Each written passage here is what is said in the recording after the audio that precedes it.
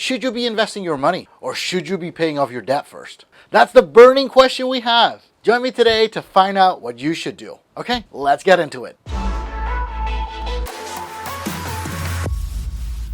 Hey, what's up you guys? Lukas here from excelwealth.com. Great that you joined in today because in today's video, we will be going through the burning question, should you be investing your money or should you be paying off your debt first? Now, why is that such a very important question? So many people are reaching out to me, clients and non-clients yet, saying like, Lukas, well, you're shooting all these videos about finances. Hey, what's your advice on investing or paying off debt first?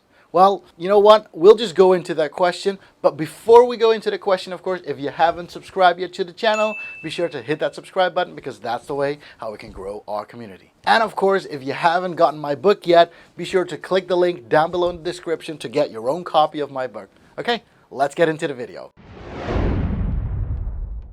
Now the question here in today's video will be, of course, should I invest my money or should I pay off my debt? Now the interesting part is this, why do clients of mine also ask me the same question? Now, I don't know if you've seen other videos of mine, of course, but I also teach people on how to invest their money, which is very interesting because investing your money on the stock market, if you do it well, you can achieve up to maybe 10, 15, 20% of annual return on the investments. Now, yes, that's more than what the S&P 500 generates you if you do nothing. That's, of course, the method of calling buying and holding. The video, of course, today is not about talking about that course. This video is about if you should invest your money or pay off your debt. I'll just use an example of one of my clients. It's just easier to explain it to you. Let's just give the name John because that's a very common name, I suppose. Now, to give the example of John, we need to give him an age as well. Now, John is 27 years old. He graduated several years ago from university.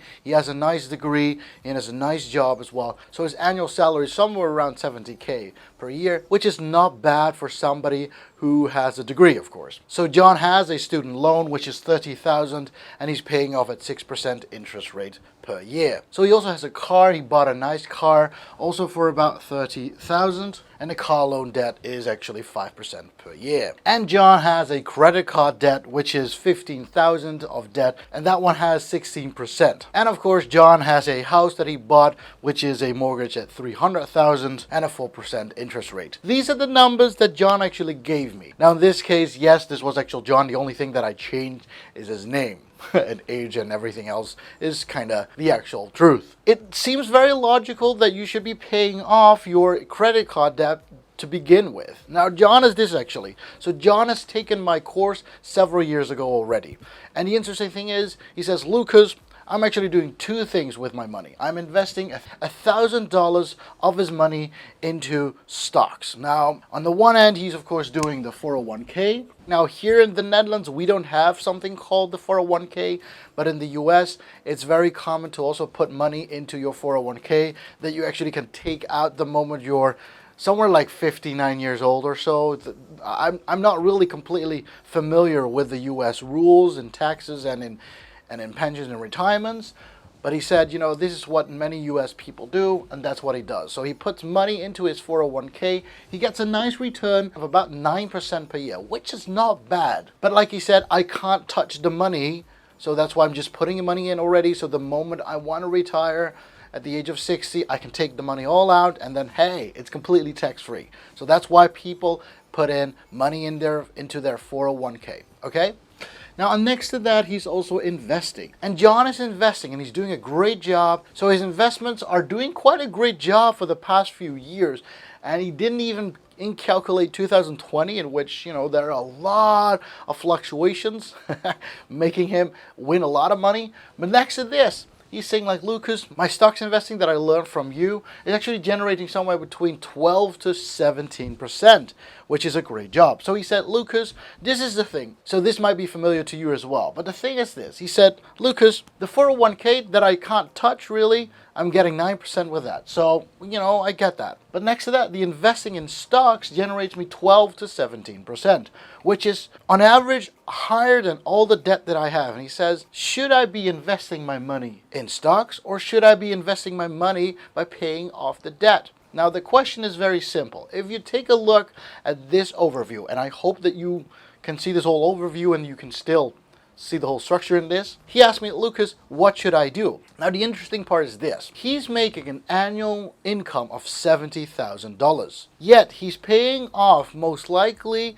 he's paying off a lot of debt at the same time. He's paying off the interest rate and he's investing his money at the same time, which is generating money for him as well. This is why he's saying, Lucas, this is why I'm doing both of these, but I don't know what to do anymore. Because, before I didn't have this YouTube channel. Currently, he's following my channel, most likely just like you. And he's like, Lucas, I'm kind of confused of what I should do. Because, investing as possible as early is what I always have been teaching. Because, you cannot start early enough with investing. The earlier you start, the earlier you become a millionaire with all the money that you can have. But yes, it's a delayed gratification. Same goes for this situation as well. If you're just following this channel newly, be sure to hit that like button. But next to that, of course, if you're new to the channel, most likely, I would always say the first thing that you should be paying off in this case is, instead of investing your $1,000 per month, why not just pay off your credit card debt first? If you use that $1,000 per month, you're paying off your credit card debt in 15 months' time. You've been able to pay off your credit card debt completely in 15 months' time. What you have saved by then is 16% of interest rate that you do not have to pay off, although you're making a 17% return. This doesn't make any sense maybe. You're thinking like, yeah, but I'm paying off 16% debt. I get that. I'm paying off the 16% interest rate debt. I'm paying that off. I get that. But I'm getting 17% here. I'll tell you this, what John was doing here, he was juggling so many balls in the air that yes, this caused a lot of stress to him. This is why he reached out back to me saying like, Lucas, I'm doing a great job in investing in stocks, but I'm also doing a great job in paying off my debt at the same time. But it is very hard. And yes, that's the question. And yes, that's the issue here. Now, I don't know if you know the actual situation of paying off your debt. There are two methods of paying off your debt. We've got the snowball effect and we've got the avalanche effect. Now, the snowball effect is like you're paying off slowly but surely. This is what so many people tend to do, which is a great way. But in this case, John does have the money lying around, and John is also investing quite a lot of money at the same time into his stocks and his 401k. Now, instead of doing that for just a year or two, if he would just spend 1 year instead of investing, I'm not saying that he should take out the money out of his 401k. I'm not saying that he should take out money out of his stocks, because the moment you take out money out of your 401k, there's a huge penalty. If you take out money of your stocks, if it's not making a profit, then yes, it's just a waste of your money. So leave those two in. Use the buy and hold method on the stocks currently. So just, you bought them already, never mind, hold them for now. Hold them for 1 or 2 years. Just leave them for 1 or 2 years. It's better to leave them for 1 or 2 years and to use the massive amount of money that you have. In this case, John has $1,000 per month to invest. Use that $1,000 to pay off your debt as an avalanche method. The moment he's disciplined and you put in 15 months of your investment money into paying off your debt, dude, that'll go so fast. All of a sudden, you don't have to pay that 16% of debt anymore. You're actually being efficient, 16% of interest rates, just like that. You're saving money just like that. This is why I told John in this case, dude, you got to pay off these debts. See, as for your house, that's a mortgage that you have. You also get tax benefits of having the debt. You don't get any tax benefits for having a credit card debt. You're not getting a tax benefit on having a car loan. You're not getting a tax benefit because you have a student loan. You don't get those tax benefits. You do get a tax benefit the moment you own a home. That's why it's okay to have the home debt, and you're still paying off the interest and the principal, of course. You're doing that slowly. But the other debts are completely unnecessary and not useful for you. So pay off these 3 debts as soon as you can. And if you really think about it, if you can pay off $15,000 in a little bit over a year, then take 4 more years and pay off the car debt and pay off the student debt. Meaning, in about 5 years, John can pay off all the debt that is not bringing him somewhere. And yet in 5 years' time, he's saved up 16% in the first year, and then 5% and 6% on those 2 other loans. And then after 5 years, he's got all the money left. He doesn't need to pay off debt. And using all that money all together, he could maybe start investing $1,500 per month. And then, starting from 5 years from now, he could grow faster. And this is the burning question that you should ask yourself as well. What kind of debt do I have? Is it a good debt or is it a bad debt? Now, a bad debt is, of course, taking money out of your pocket. And these are all taking money out of your pocket every month again. This is why you should pay off these debt first before you start investing. Now, people are like, yeah, but Lucas, I'm making more using my investments than I'm actually paying off my debts here. Have you ever heard a millionaire say, I loan money to invest in things like stock? You've never heard of them. I never heard of them. And now you might be thinking, yeah, but that's because your network is small or you've got a different network. Dude, millionaires don't loan money to invest in stocks. You know why? Stocks are not stable income. Stocks do not generate cash flow. Stocks only create the possibility to make money. You might be thinking, what? Think about it again. Stocks generate you. Just take a look at this. It's somewhere between 12 and 17%. Makes sense. The 401k makes about 9%. But the 401k, can you take that out and use it? No. Can you take out the money from the investments and use it? Yes, you could. Is it always at a profit? Absolutely not. Sometimes you're losing, sometimes you're winning. And this is a difference with investing in things that will generate cash flow. There's a huge difference there. Think about it.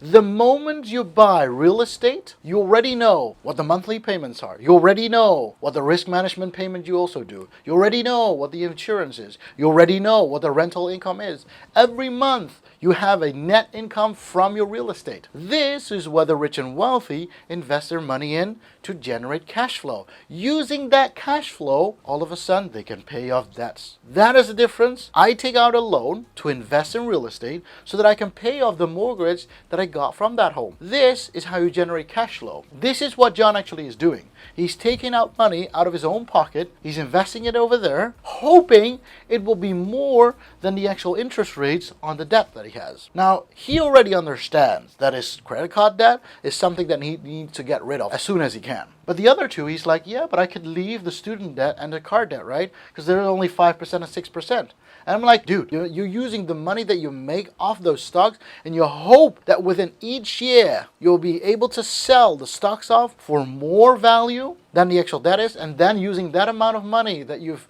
accumulated, you're using that amount of money to pay off the student debt extra. But dude, if you use all the extra money that you have, instead of investing it, you pay off your debt. Well, after 4 years, you don't have to pay off the debt anymore. Then all the 17% is yours to keep. And this is what you should be doing as well. So let's get back to the burning question. Should I hit the subscribe button? And the answer is, of course, yes. But next to that question, of course, should I invest my money first or should I pay off my debt first? And like I said, bad debt is absolutely something that you need to pay off first before investing.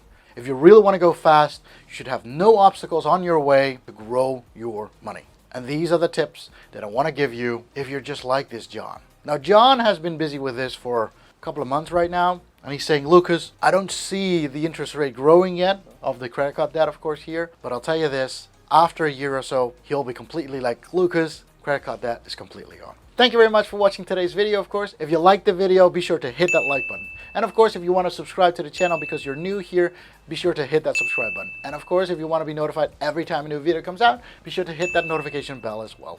And of course, the last thing is, if you haven't gotten a copy of my book yet, be sure to click the link down below in the description to get your own copy. Now, thank you very much for watching, and I'll see you in the next video. Happy investing. Bye-bye.